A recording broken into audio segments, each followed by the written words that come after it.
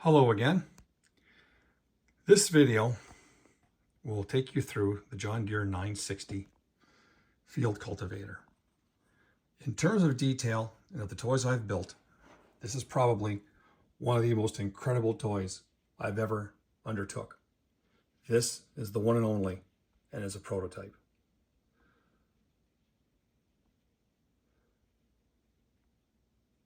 Now, 1/16 scale, again, and with working jack, as you can see up front here.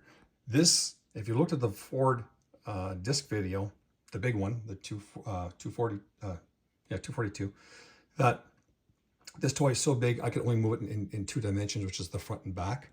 But I will try to come in on different angles with my phone here, phone camera, and give you some detail. And this one here is a replica of the 24-foot version of the 960, consisting of 964 individual pieces, made from brass and aluminum and painted in authentic John Deere colors. Got the paint from my local John Deere dealer. Now, part of this toy includes their Tine Tooth Harrow Attachment. All those springs are handmade using a special tool I developed. And I will lift a wing here, just so you can see the lifting from this angle. And I'll do it again in the second piece. And there she goes up, it goes like so.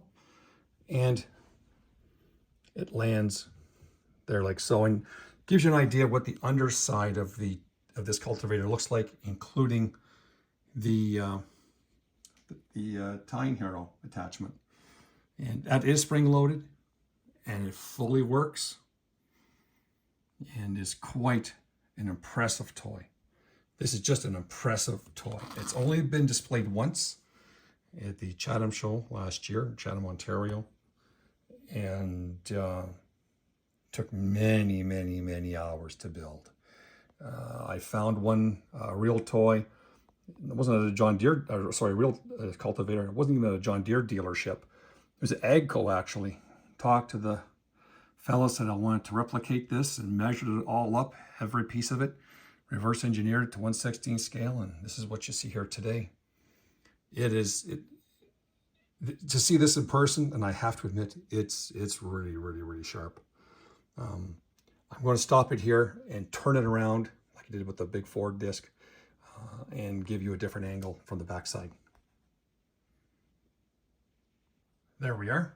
And I'm going to come in here with my camera on my stand here on the backside, get you some intricate video of how this really interesting and great field cultivator looks in the toy version. You'll notice that in my videos, this is the only John Deere I've ever made. And to be totally honest, no offense to the green guys, as I call them, wasn't popular on my dad's farm. I think small dealer and distance issues back in the early 80s had a large part of that. But I have to admit, this is probably my favorite toy. And that says a lot. So, you know, put the green paint aside for those that don't care for it. And let's face it, John Deere is a juggernaut in the agricultural world. They are the biggest for a reason. And great business acumen, and smart folks have been running that for a very long time. And that's why they're the only ones that survived intact, unmerged and untouched, coming out of the terrible early 1980s. Now, a couple of these tines they're very flexible. You can move them around if they do twist on you a bit. I do have them in a special box. This is so big I can't display it, so it's kept in a box. And the shovels are fairly sharp, so they do get stuck in the plastic I have on the bottom, because I don't want any chipping on this. But so you can appreciate the size and scale of this toy. It's probably about 2 feet wide, but it's just as long, given the tine harrows on the back. Now, I will lift this with my finger here from the back side, so you can just see the wing go up and how it lands. And again, showing you the underside of the harrow and the cultivator itself. Everything works.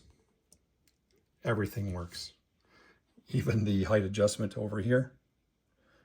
Everything works. A challenge to be sure, but if you're a John Deere fellow or person, or I should say individual, this is one that would catch your eye at a toy show. I have to admit, even if you're not.